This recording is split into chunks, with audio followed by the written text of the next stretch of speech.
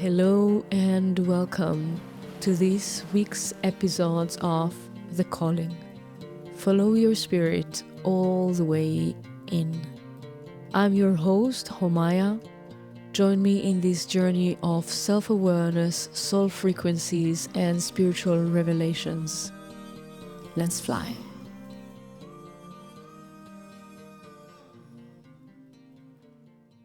Hello and blessings. Welcome to episode 4 of season 3 of the Calling podcast, inspired by one of my most important masterclasses, The Healer. This episode will empower you into leadership. It will open your vision to see healing as leadership and healers as they were meant to be, leaders. This one will open an internal space for your great impact through holding a clear frequency that activates truth and life force. This is a conversation of growth and expansion beyond good and bad. And this is a conversation of what it means, the resonance of truth and truth as resonance. Take a deep breath, welcome yourself into this space. Give yourself permission to receive the downloads, the transmissions. Don't try to grasp it only through your mind. Let it land fully in your aura. Enjoy. And let's begin. And it's also beautiful and powerful to know that regardless of our singularity and how bright and how bold, there will always be some type of a feeling or a sensation, a little bit less, a little bit big, something that will make us feel uncomfortable, and some things that will not make us even think about them. And it's not about good or bad. I have this bright light and I have this limiting perception. It is about the knowing that this is a constant expansion. Even me, that I'm 24, probably 25 years doing this work, leading, teaching, there's always next level. There's always beyond. There is always that which we were not perceiving even before as truth, and then realizing that this is the truth and this is who we are and this is what we are. Okay, so let's step even more to what does it mean to be a healer. If we know and we are in such a great coherence and understanding and really in line with everything that was delivered yesterday, everything that was transmitted yesterday. So we must really understand that as healers, we lead. I mentioned yesterday and I shared how important it is now in the world that healers will lead. Now, healers, mystics were always leaders. Kings and queens were chosen to be kings and queens by those who were messengers of God, by the prophets, by the church afterwards. And they were choosing those who had the greatest psychic abilities. They were choosing those who could carry the energy, those who could lead, those who could see through the stars, through the energy, through people's eyes, what people need, what the collective needs.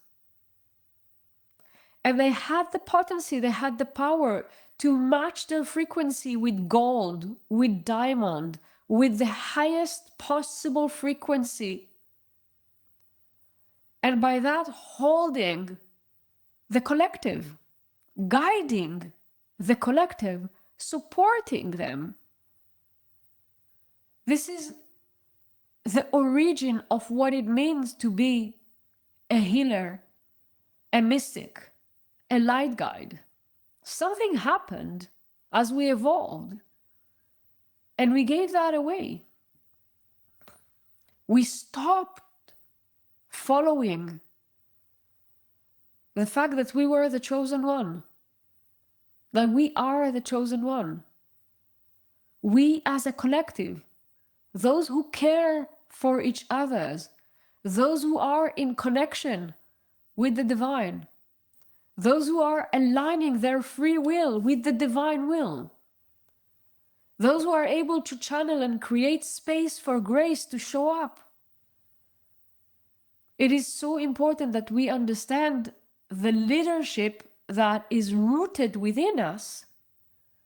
We also understand that us taking this step now of realizing that we lead, and we lead to a new world, we lead to a new space, we lead to an elevated, peaceful, loving, celebrative experience, caring, compassionate experience. This is how we can lead. This is what we were born, we were designed to do. Those who are with me, you also know that I've channeled the imprints and the templates of being a healer and an intuitive. And those who were in Golden, last Golden, I took you through the journey. And those who learn with me quite a lot of time, I took you through the journey of those 4 imprints and how actually those 4 imprints are showing up for a way how to evolve without breaking down, without the need to break down. So when we're looking into what is a healer and what a healer is doing, by being the one who understands profoundly from within that I can only be an extension of God, anyone, everyone, we are all segments of the divine. This is all there is in this 3D reality. And as I am moving like that and I'm aligning with that, then I am leading with that light. I am leading with that creation. I am leading because I am doing a work of light. And if everything indeed is consciousness and made of consciousness, then what are we doing when we offer light medicine? What are we doing when we're offering energy medicine? What are we doing with it? How can I create a certain impact in your energy field with my presence if it's not through my light? It's not through my aura. Why would that happen?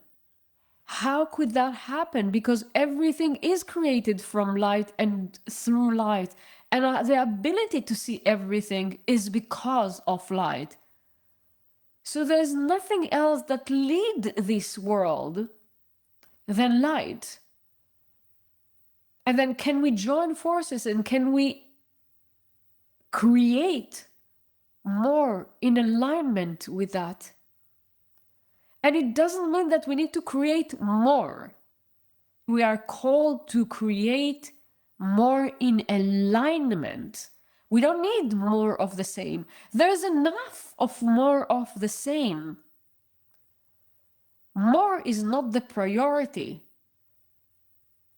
It is the creation in alignment, is the creation through light. This is the priority. Leadership is one of the most significant powers of a healer. It is in our nature. It is effortless.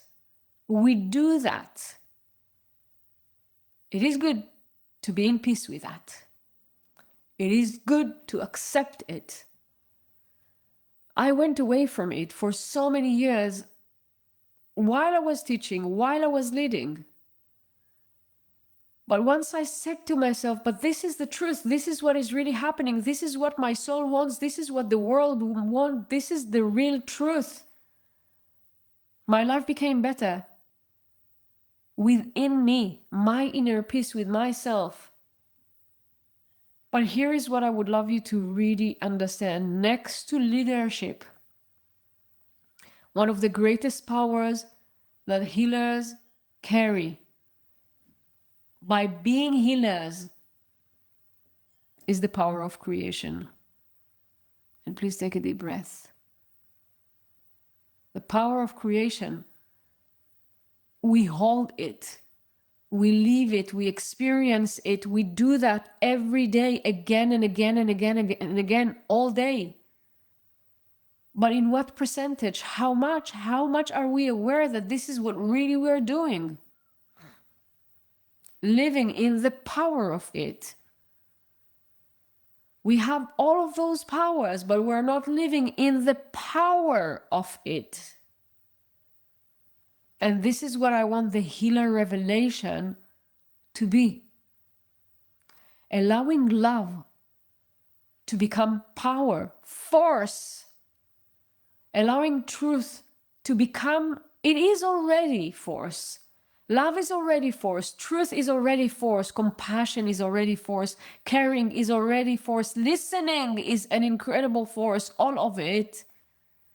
Or can we live in the force of it? Can we really live that, experience that, be that, the force of love, the force of beauty, the force of grace, the force of truth?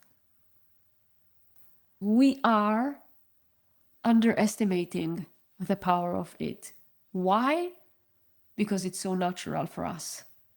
Because it is so normal for us. Because we perform miracles. Because we know how to work and how to operate in this frequency. So we take those forces for granted. Because we see the entire world around us not choosing those forces. Well, we do see many that choose, but we don't see that in leadership. We don't see that in the overall movement of the world. We sometimes don't see that in a smaller spaces. So we forget about the power and we go into the lower percentage of it. We get confused. We think compassion is being lethargic and just accepting everything. We confuse those things. We confuse love and caring. We confuse what it is, selfless service. We think that it is just do whatever you want with me and don't pay me nothing. We confuse selfless service, which means let's do that very clear and neat, with just take whatever you want, just suck my entire energy, just take it all, I give you all. And by that, I am seeing myself as a compassionate. I will accept your behavior. I will accept your terror. I will accept your compassion and your behavior, and that will be named as I am a compassionate. I will give my immature emotional body just to do things that really harm me, because I buy into ideas of this is how it is to be compassionate or to be loving or to be caring or to be in truth. We are afraid from unconditional compassion. I feel very strong the presence of Jesus now and Mother Mary, and I have a lot to say about the Bible and so many things, but I feel that this really needs to come forth. Mother Mary is the strongest representation of unconditional compassion, because she could have seen how things are getting so distorted in a way that led to misconception and suffering. Yet she trusted her power and the power of Jesus. She trusted her power and the power of Jesus to be vessels of the divine. She trusted her capacity to hold space for God to come through her and for God to come through Jesus. She didn't try to make it soft, sweet, gentle. She didn't try to make it in a way that will not harm no one. She wasn't leading as the mother of and as a feminine leadership at that time by trying to be sweet and soft, but rather with piercing truth and standing in her power. Now, if as healer we know that we're here to allow divinity to pass through us, we know that this is who we are here to be a stable portal. We are here to connect hearts with source, heart with God. If this is who we are and this is what we are, but we are playing 10%, 90%, 80%, and in a weekend 85%, if we're not being really the stable portal and standing for the truth as the truth and dealing with what it means, then how can we be a stable portal? Well, we can be, and it will be a proportion to the level of truth that we're standing for. I will be as stable and as powerful, and I would lead you as far as I can hold myself as divine presence. This is as far as I can go. And this is as far as I can take you. This is as far as I can go as human. This is as far as you can go in my presence as a healer, in my presence as a teacher. It's about full presence. It's about really showing up. It's not about doing it a little bit. It's not about doing it in a comfortable way. I invite you to ask yourself if you're willing to create a new relationship with power and truth. If we perceive ourselves as an extension of the divine, can we be afraid of the force of nature? Or should we anchor ourselves and locate ourselves one with the force of nature, with the force of creation, with the force of beyond nature? Yesterday, I was speaking about the importance of us being able to activate life force in other people. That this is what we're doing as healers. We're not fixing. We're bringing a frequency into the space. We need to be this sacred space. We need to be this stable portal. This is who we are. This is what we are. And through that, we activate the life force of others because they resonate. The truth inside of them resonates. I'll tell you something. Lies never resonates. No one resonates with light. Have you ever heard yourself saying, I resonate, or feeling that you resonate with something that was false? You don't. You either accept it or have some aversion, but you resonate with truth.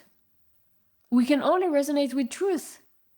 So if who we are as healers, as light leaders, we're holding this frequency and we allow life force to pass through us because we hold greater truth, because we align higher and higher and higher to a higher and higher and higher frequency, then this is how healing occurs. In a healing session, and I gave gazillions of healing sessions in my life. Gazillions of healing sessions. I don't know how many. How many hours in my life that I was giving healing and offering healing in a one-on-one container, in group containers, in teachings, in... Oh, wow. I'm like having a vision of all the situations in my life, of scenarios of giving healing and running healing, including this one. And when I learned from my teachers, I've learned to do different mudras and to move my hand in different ways. But only when I matured enough. And I started initiating healers to heal, I've seen a greater truth. I've seen that when we are moving our hands, when we are using a certain frequency, a certain mudra, a certain... we are shifting our consciousness. We're moving ourselves to another state, a trance state, a transmission state. And as we are holding that frequency, we are holding that energy, purity resonates through the field that we... Not that I am delivering or giving healing because I put my two hands. It is about how I can move into a meditative state when I'm putting my two hands on someone's energy field and allowing myself to be a stable portal for the divine to pass through me, and for the hardcore frequencies of that specific incarnation of divine that is on the massage table to reconnect to the truth of who he is and who she is. This is what is happening. And that is our power. And please breathe.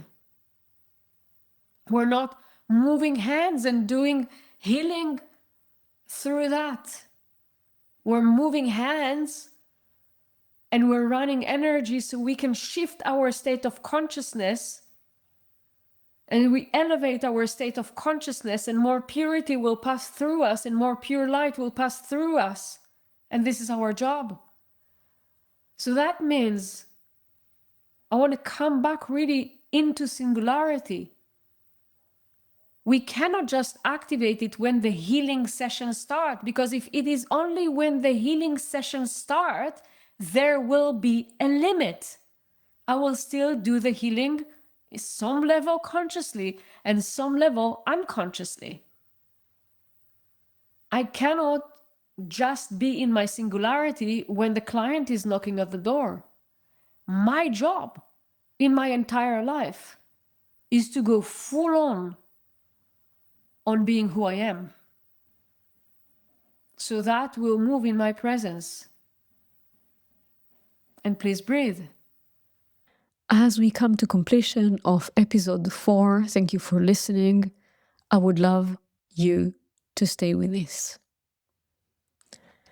What came in this episode is an invitation to live your light fully, not only when it is convenient. You don't switch your light when you enter a session. You don't dim it when you're complete. Your light, your presence is who you are, regardless of any external confirmation or agreement in whatever scale they are. So notice when you have been dividing yourself, one day or one place you're spiritual, the other you are small and disconnected, powerful in a certain moment, hidden in the next. This is a calling not to become more. It is a calling for you to stop minimizing what is already here.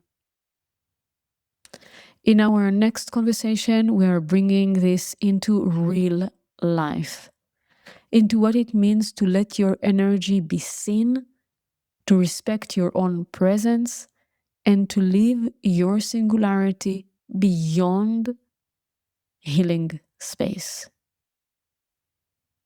You're invited to take another deep breath to integrate. I'll meet you there. Thank you for listening and being part of this great conversation. You will find all the relevant links in the show notes, as well as a link to a meditation for you to feel more connected to your spirit and aligned with your soul contract. Please, if this episode touched you, leave a review, like, and subscribe. Feel comfortable to share it with your friends, family, and colleagues, because everyone has a calling.